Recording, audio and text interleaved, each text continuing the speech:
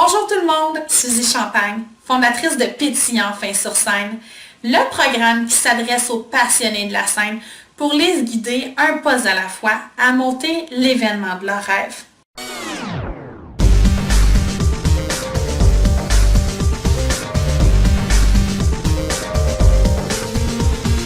On se retrouve présentement au module 1, connaître les secrets de la réussite. Pour cette dernière vidéo-là, j'ai envie tout simplement de me déposer avec vous et de vous aider à connaître et à découvrir où est-ce qu'il se cache votre spectateur idéal. Vous savez, depuis le dernier vidéo, changer de bottine, j'ai eu l'occasion de parler avec mes pairs. J'ai eu l'occasion de parler avec d'autres conférenciers et avec d'autres artistes. Tous sont unanimes. Tout le monde comprend dans le milieu que c'est important d'éviter de rejoindre monsieur, madame, tout le monde et de se concentrer sur son spectateur idéal à lui. Mais la question qui remonte de ces discussions-là, elle est très simple. Suzy, où est-ce que je peux le trouver, mon spectateur idéal? Où est-ce qu'il se cache? En fait, vous savez, selon moi, le plus grand défi qu'on rencontre lorsqu'on est à la recherche de où promouvoir notre spectacle, c'est de cibler c'est quoi les habitudes de consommation de notre spectateur. C'est où est-ce qu'il va dans la semaine. C'est quoi ses habitudes de vie? C'est quoi ses intérêts? Quel genre d'endroit il fréquente? Ça, c'est puissant parce que ça nous aide à cibler où est-ce qu'il se cache, où est-ce qu'il faut que je mette ma publicité et où est-ce qu'il faut que je tente de le rejoindre. Aujourd'hui, je n'ai pas envie de faire une vidéo très longue. J'ai juste envie de vous donner 2 trucs très simples qui vont vous aider à trouver votre spectateur idéal dans ses habitudes de consommation, dans les endroits où est-ce qu'il fréquente le plus souvent. Donc, la première stratégie, elle est très simple. Je vous invite à vous asseoir, à vous déposer, à avoir l'image mentale que vous vous êtes faite de votre spectateur idéal au cours de la dernière vidéo et juste à vous déposer d'une façon très neutre et objective, à vous poser la question, c'est quoi les 5 endroits que ce spectateur idéal-là fréquente le plus souvent dans une semaine? Et d'une façon très spontanée, vous les écrivez, ces 5 endroits-là. Ça paraît banal, mais c'est un exercice puissant qui va vous permettre de cogner aux bonnes portes pour promouvoir votre spectacle. Sachez une chose, si votre spectatrice idéale est une mère de famille, qu'elle va faire l'épicerie au Super C toutes les semaines, parce que c'est là que ça coûte le moins cher, ça se peut-tu que ce Super C-là, auquel vous n'avez pas pensé au départ, un beau babillard communautaire gratuit, dans lequel vous pouvez annoncer votre spectacle, parce qu'annoncer un spectacle culturel, la majorité des centres commerciaux et des centres alimentaires l'offrent à la communauté. Votre spectateur idéal, il fréquente peut-être le même bar que vous le vendredi soir. C'est peut-être de demander au DJ d'annoncer votre spectacle qui va vendre le plus de billets. Votre spectateur idéal, il mange peut-être dans un restaurant spécialisé. Il mange peut-être de la fine gastronomie. Il est peut-être végétarien. C'est peut-être le genre d'endroit auquel on ne pense pas nécessairement, mais vous allez peut-être vendre plus de billets pour votre spectacle dans le fameux restaurant végétarien en plein cœur de Montréal qu'ailleurs. Votre spectateur idéal, là, il va peut-être chez les fleuristes. Il fréquente les salons de coiffure. Il fréquente des boutiques spécialisées. Il va peut-être même au Dollarama, votre spectateur idéal. C'est des endroits qu'on ne pense pas au départ de promouvoir notre spectacle. Et pourtant, c'est des endroits gratuits qui coûtent presque rien. Faites des ententes de partenariat avec le genre d'endroit où votre spectateur idéal va. Il y en a qui ont peur, qui vont dire « Je ne peux pas aller solliciter un fleuriste, un salon de coiffure, une boutique. » Oui. Si vous avez la conviction la plus profonde que ce que vous faites est bon et que votre spectateur idéal se trouve dans leur environnement, ils vont vous écouter. Ils vont être enclins. Et vous allez voir, vous allez avoir des résultats pas mal plus intéressants que vous pensez probablement à l'heure actuelle. Un autre exercice que je vous propose pour découvrir où est-ce qu'il se cache votre spectateur idéal, c'est de faire l'exercice des générations. Vous avez déjà fait l'exercice, vous avez une image mentale de votre spectateur idéal. Maintenant, la question qui est importante de se poser, c'est est-ce que c'est une génération C, donc une jeune personne, une génération Y, un étudiant début vingtaine jusqu'à mi-trentaine? Est-ce que c'est une personne de la génération X, donc 35-60 ans, ou est-ce que c'est un baby boomer?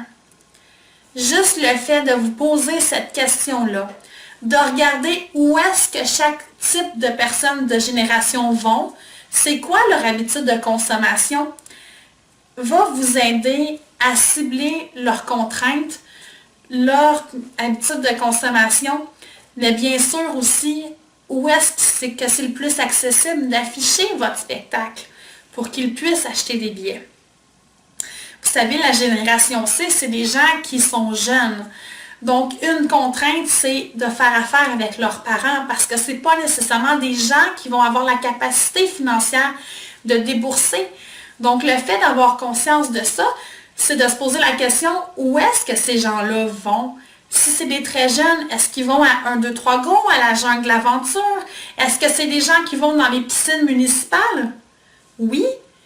Est-ce que ces enfants-là que vous tentez de rejoindre regardent la télé? Quel genre de canal ils regardent? Est-ce que ces gens-là vont sur Internet? Quel genre de site ils fréquentent? Oui, peut-être que la meilleure façon de promouvoir votre spectacle, c'est de contacter Annie Brocoli et lui demander de parler de vous sur votre site. Ça se peut très bien. Donc, juste d'avoir conscience de ça, c'est d'essayer de rejoindre les parents de cette génération-là. Si on regarde la génération Y, c'est prouvé que cette génération-là passe de nombreuses heures sur Internet. Donc, je ne suis pas convaincue que si vous voulez monter un spectacle pour la génération Y, que le meilleur endroit serait le centre commercial. Par contre, de faire de la publicité Facebook, de faire de la publicité via les réseaux sociaux, via YouTube, via Twitter, via votre blog, c'est très intéressant pour ce type de clientèle-là. Parce qu'ils passent la majorité de leur temps à clavarder sur Internet. Eux, c'est des gens qui sont enclins à acheter en ligne. Juste avoir cette information-là va vous permettre d'ouvrir votre compte Eventbrite pour vendre des billets, va vous permettre d'appeler la vitrine pour dire « Ce serait peut-être intéressant que je vende mon spectacle via votre plateforme parce que la clientèle recherchée est sur Internet. » Donc, s'il se cache sur Internet, ça peut être vraiment un effet levier puissant pour remplir votre salle de spectacle. Si au contraire, c'est une personne, votre clientèle idéale, c'est des gens de la génération X, bien, les gens de la génération X, moi j'en suis une, on a souvent des enfants. On est contraint par les horaires familiales. C'est nous qui travaillons. Donc, on travaille de 9 à 5, du lundi au vendredi. Donc, on a des périodes où est-ce qu'on n'est pas disponible. Et généralement, où est-ce qu'on va? Faire la commande, faire l'épicerie. On est quand même assez à l'aise avec l'informatique, mais on ose moins que la génération Y. Donc oui, on peut nous rejoindre via l'informatique, mais pas juste par ça. Parce qu'on n'a pas autant de temps que la génération Y de passer nos journées sur les réseaux sociaux, puisqu'on a de jeunes enfants et que ça nous amène à aller vers des activités. Par contre, une mère comme moi, si j'étais votre spectatrice idéale, la meilleure façon de me rejoindre serait dans les organismes communautaires, serait dans les écoles, dans les activités parascolaires, parce que c'est de là que j'ai l'information.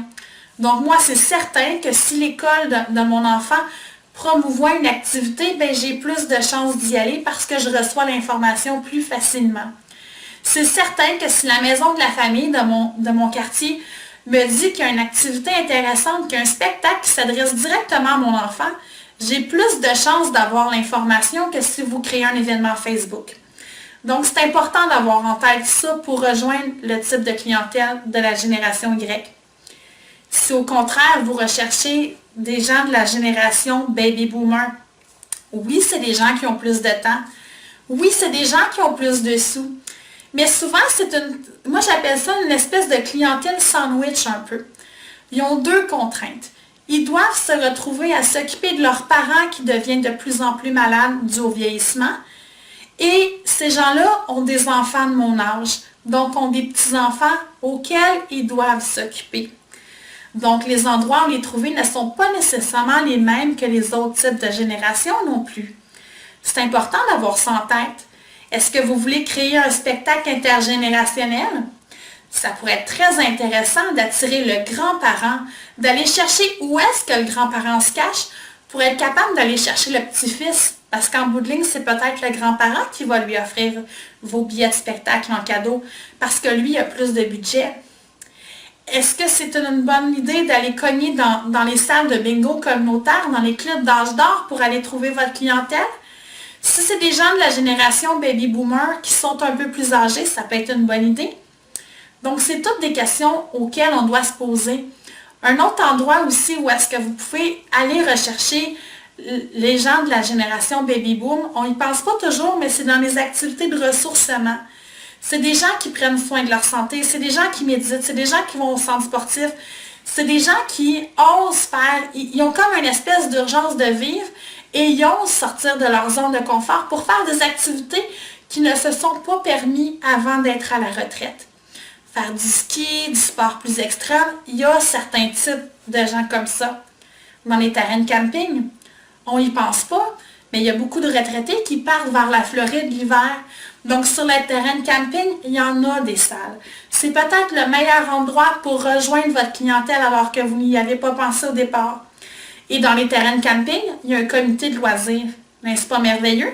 C'est peut-être même eux qui vont vous payer pour venir rejoindre votre clientèle. Du moins, c'est peut-être eux qui vont faire la promotion de votre spectacle. Parce que les campeurs, l'été, ils sont occupés, mais l'hiver, ils s'ennuient. Donc, ils vont peut-être créer une sortie pour venir vous voir tout ensemble, pour être capable de se réunir durant l'hiver. Donc, plus vous allez connaître votre clientèle, plus vous allez connaître leur habitude de consommation, plus vous allez connaître les endroits qu'ils fréquentent au régulier, ça va vous aider à cibler où est-ce qu'ils se cachent. Et une fois que vous allez avoir ciblé où est-ce qu'ils se cachent, vous allez être capable de trouver les meilleurs endroits pour les rejoindre.